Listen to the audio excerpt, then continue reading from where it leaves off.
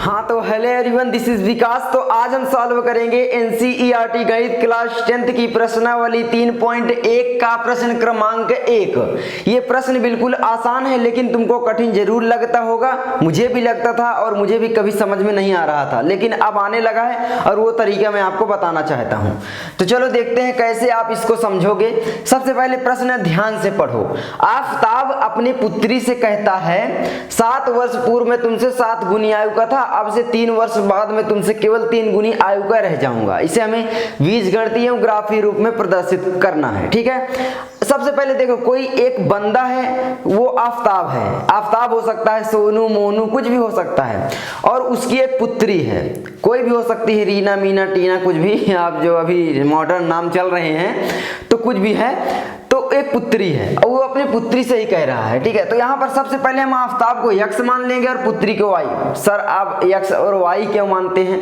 तो ज्यादातर मानते हैं, बाकी आप a b c d कुछ भी मान सकते हो। ठीक है, तो चलो x और y हम भी मान लेते हैं। ठीक है, तो यहाँ पर लिखोगे सबसे पहले हल लिखने के बाद, ठीक है, तो हम यहाँ पर लिख देते हैं हल और उसके बाद लिखेंगे माना आफताब की आयु।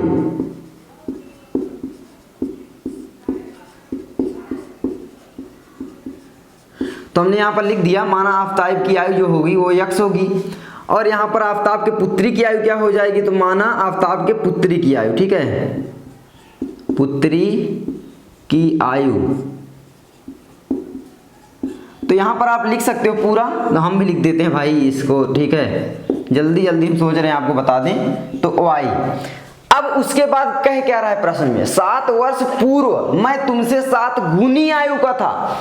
7 वर्ष पूर्व का मतलब क्या होता है? पहले, मतलब अभी नहीं। अभी मैं जैसे बना रहा हूं वीडियो, तो अगर मैं 7 साल पहले जाऊं, ठीक है, जब मैं और छोटी उम्र का था, तो जैसे अभी इसी तरीके से समझो, मैं तुम्हारे पास आ रहा हूं तो अभी पॉजिटिव आ रहा हूं क्योंकि मैं तुम्हारे पास इस तरीके से आ रहा हूं और मेरे जो कदम है वो 1 2 3 4 इस तरीके से तुम्हारे पास आऊंगा, तो ये क्या मैं लूंगा? पॉजिटिव। लेकिन अगर यहां पर मैं पीछे जाऊंगा, पहले जाऊंगा, तो 1 2 3 4, तो ये क्या होगा? निगेटिव, यानी माइनस हो जाएगा। बस सिंपल। तो पॉजिटिव और निगेटिव इतना तुम जानते हो। तो यहां पर अब आप लिखोगे कि भाई क्या हो जाएगा? क्या बोला? देखो 7 साल पहले किसकी आयु हो जाएगी? तो 7 वर्ष पूर्व आफताब की आयु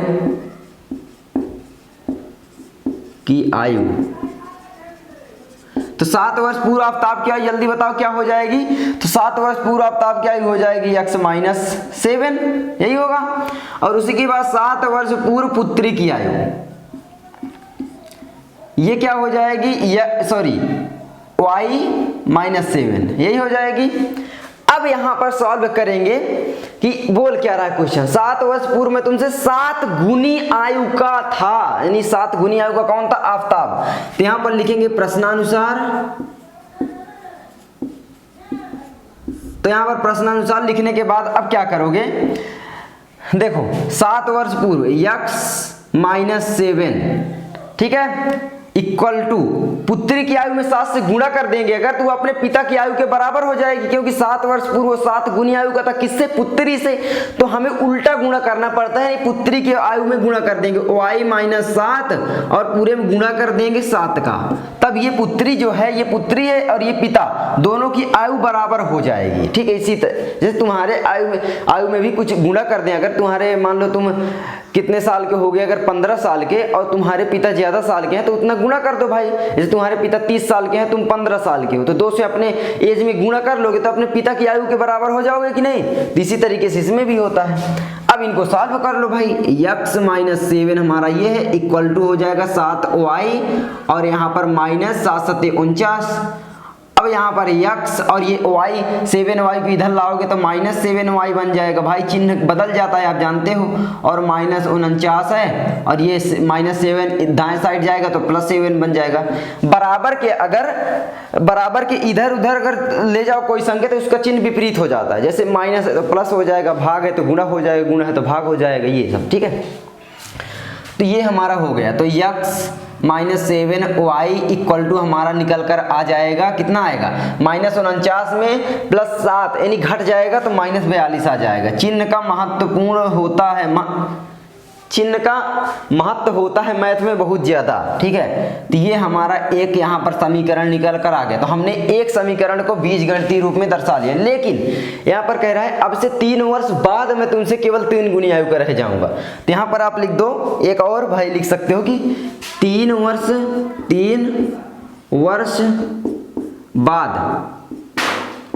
वर्ष बाद आफताब की आयु क्या होगी, आफताब की आयु। वैसे आप डायरेक्ट भी कर सकते थे, कोई दिक्कत नहीं, एग्जाम में भी, एग्जाम में इतना सब समझ जाएंगे क्या, हम समझ नहीं सकते थे, लेकिन आपको समझाने के लिए एक एक करके बता रहे हैं।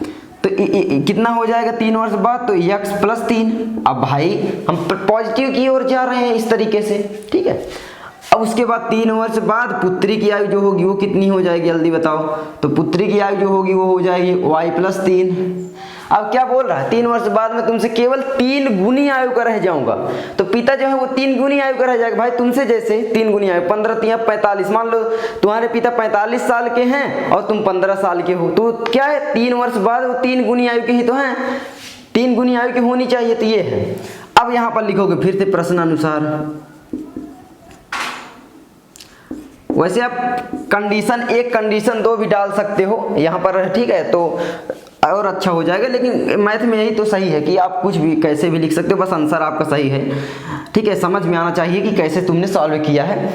उसके बाद हम क्या करेंगे कि भाई प्रश्नानुसार कर देंगे कि x + 3, ठीक है, इक्वल टू हमारा हो जाएगा y + 3 और इसके पूरे में गुणा कर देंगे 3 का, क्योंकि वो 3 गुनी आयु के उसके पिता रह जाएंगे केवल 3 वर्ष बाद, है ना। तो अब इसको सॉल्व करते हैं। तो x + 3 इक्वल टू हो जाएगा 3y + 9, ठीक है, इतना हो गया हमारा। तो x - 3y equal two plus का 9 - 3। अब आप बोलोगे ये कैसे कर दिए, तो x है 3y इधर आया तो माइनस का बना, और ये 3 को इधर ले गए तो ये प्लस का बना। अब यहाँ पर हो जाएगा x - 3y इक्वल टू 9 में से 3 चले जाएंगे 6, ठीक है। तो ये हमारा दूसरा समीकरण बन जाता है। तो आप देख सकते हो, अब हमें इसको ग्राफीय रूप में दर्शाना है। तो ग्राफीय रूप में दर्शाने के लिए सिंपल है, क्या करोगे, ये हमारा बीजगणितीय रूप हो गया। अब यहाँ पर लिख दो ग्राफीय रूप। ग्राफीय रूप में कैसे दर्शाओ, ग्राफ यहाँ पर हम बना लेंगे, अभी यहाँ पर जगह छोड़े हुए हैं। तो हम यहाँ पर आपको कुछ समझा देते हैं कि भाई अगर जैसे यहाँ पर कुछ भी कर सकते हो, जैसे एक खाना बना लो, मैंने इस यहाँ पर बना लेता हूँ यहाँ एक खाना, ठीक है, आपको समझाने के लिए। नीचे वैसे करोगे, लेकिन अब जगह नहीं तो क्या करेंगे, तो एक मान लो खाना इस तरीके से बनाओगे, ठीक है, ज्यादा बड़ा नहीं करेंगे, तो ये 2 ही करेंगे, बहुत है। तो x और y लिख देंगे। अब x की वैल्यू अगर हम 0 रख दें, अपने से मान रहे हैं कि x की वैल्यू अगर हम यहाँ पर 0 रख दें तो y की वैल्यू कितनी आएगी, तो x की वैल्यू 0 रखेंगे इसमें, तो x की जगह 0 रखेंगे, 0 - 7y इक्वल टू हमारा हो जाएगा -42, है ना। तो -7y 0 कोई मान ही नहीं है, तो y इक्वल टू हो जाएगा -42 बटे -7, माइनस माइनस कट जाएंगे और 7 × 42 6 आ जाएगा। तो y इक्वल टू हमारा 6 आ जाएगा।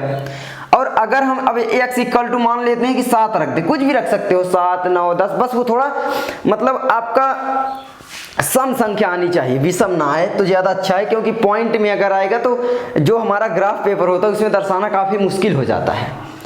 तो इतना कर दिए, इसको मिटा दे, कोई दिक्कत नहीं है, ठीक है। अब 0 की जगह हम 7 रखेंगे यहाँ पर, तो 0 की जगह रख दो 7, ठीक है। तो 7 - 7y इक्वल टू हमारा -42, तो यहाँ पर हो जाएगा -7y इक्वल टू -42 और 7 यानी ये इधर का -7, तो हो जाएगा 7y इक्वल टू माइनस का 42 और 7 जुड़ जाएंगे, 7 2 9 49 हो जाएगा, दोनों माइनस का चिन्ह है, दिख रहा है आपको, हाँ दिख तो रहा है अभी, ठीक है। तो अब y इक्वल टू जो हमारा निकल के आएगा वो कितना निकल के आएगा, यहाँ पर 7 बटे में चला जाएगा, तो भाई यहाँ पर हो जाएगा -49 बटे 7, माइनस का माइनस माइनस कट जाएंगे, 7 7 49, यानी ये भी 7 आ जाएगा। तो ये हमने एक सॉल्व कर लिया, इसको हम ग्राफ में दर्शाएंगे भी, ठीक है। उसके बाद x - 3y इक्वल टू 6 को करेंगे भाई। तो अब की बार y इक्वल टू अगर हम 0 रखेंगे तो कितना आएगा, देखो यहाँ पर 1 2 रखते चले जाएंगे, ठीक है। इस तरीके से एक बना लो लाइन, कितना भी कर सकते हो, 2 3 लाइन अब की बार 3 कर दे रहे हैं x और y। अब अगर हम y इक्वल टू 0 रख दें, x भी मान सकते हो, कोई दिक्कत नहीं है, ठीक है। तो y इक्वल टू अगर हम 0 रखते हैं तो x का वैल्यू कितनी आएगी, तो y इक्वल टू 0 रखेंगे तो y की जगह 0 कर देंगे तो ये पूरा 0 ही हो जाएगा भाई, 3 0 0, तो x की वैल्यू 6 आ जाएगी, है यही आएगी ना। अब अगर y इक्वल टू 1 कर दें तो y इक्वल टू अगर 1 करेंगे तो इस y की जगह हम 1 कर देंगे, ठीक है। तो यहाँ पर कर देते हैं x माइनस 3 गुणे y की जगह क्या करेंगे 1 इक्वल टू 6, तो x माइनस 3 इक्वल टू 6, तो x बराबर 6 प्लस 3, तो x इक्वल टू 9 आएगा। तो x इक्वल टू आप लिख सकते हो 9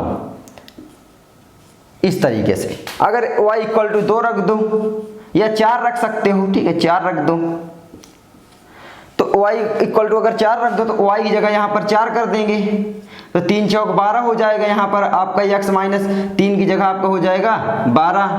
अब 12 इधर जाएगा तो क्या हो जाएगा 6 प्लस 12, 12 6 18, है ना, यही होगा भाई।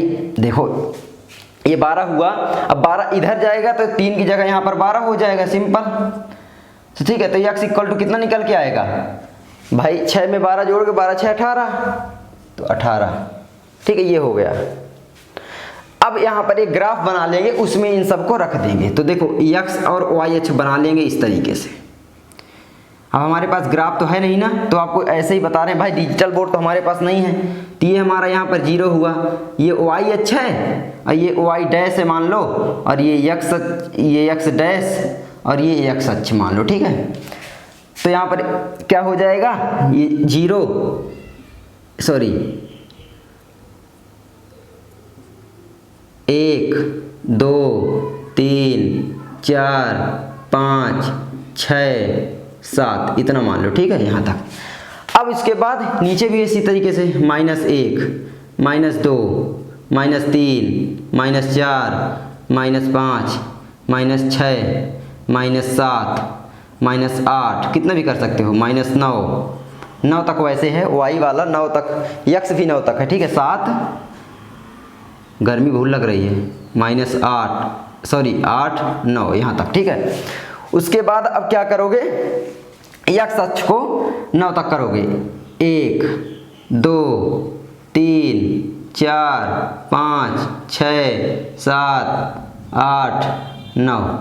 अब यहाँ पर x ये वाला भी -1 -2 -3 -4 -5 -6 और -7 इतना कर दे रहा है। अब इसमें वैल्यू रख दो कि भाई यहाँ पर जो दिया गया है देख सकते हो, तो x की वैल्यू 0 है और y की वैल्यू 6, तो x की वैल्यू यहाँ पर 0 है और y की वैल्यू 6, तो हमारा जो यहाँ पर एक पॉइंट बनेगा ये और ये, वो यहाँ पर बनेगा क्या कि भाई 0 और 6 बनेगा, ये देख सकते हो 0 और 6।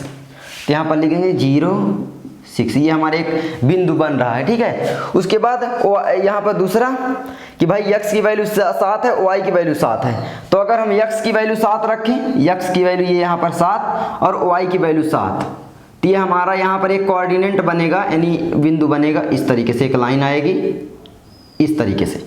अब बन नहीं रहा है, तो यहाँ पर हमारा जो बिंदु निकलेगा वो क्या हो जाएगा हमारा 7 और 7, यानी 7 और 7, ठीक है। तो ये एक हो गया हमारा। अब दूसरा का भी रख दो, x की वैल्यू 6 है, तो x की वैल्यू 6 यहाँ पर है और y की वैल्यू 0 है, y की वैल्यू 0, तो एक बिंदु हमारा यहाँ पर बन गया, है ना। तो यहाँ पर हम लिख सकते हैं, वैसे यहाँ पर आप लिख सकते हो, ये बिंदु जो हमारा होगा कितना होगा 6 0, x की वैल्यू 6 है, y की वैल्यू 0 है। अब x की वैल्यू 9 रखोगे तो x की वैल्यू हम यहाँ पर रखेंगे 9, तो हमारी y की वैल्यू जो आएगी 1 आएगी, यानी y की वैल्यू ये यहाँ पर 1 ये है, ठीक है। तो इस तरीके से हम कुछ बना रहे हैं आभासी लाइन, और यहाँ पर ये मिल जाएगी, तो ये कितना आ जाएगा 9 और 1, ये आ गया, ठीक है। ये हमारा बिंदु 9 1 आ गया। तो मतलब कुछ इस तरीके से एज यहाँ पर लाइन खींचोगे तो कुछ मतलब सीधी एज में डिफरेंस है, ठीक है। उसके बाद रख सकते हो 18 और 4, तो 18 बहुत दूर हो जाएगा, तो आप रख लेना, ठीक है, ये 18 आ रहा है। तो इस तरीके से कुछ तुम आराम से सॉल्व कर सकते हो क्वेश्चन, ठीक है। तो आई होप तुमको ये वीडियो अच्छी लगी होगी। अगर अच्छी लगी लाइक कर देना, चैनल पर नया सब्सक्राइब करके बेल घंटी जरूर दबाना। मैं मिलता हूँ आपसे अगली वीडियो में। जय हिंद।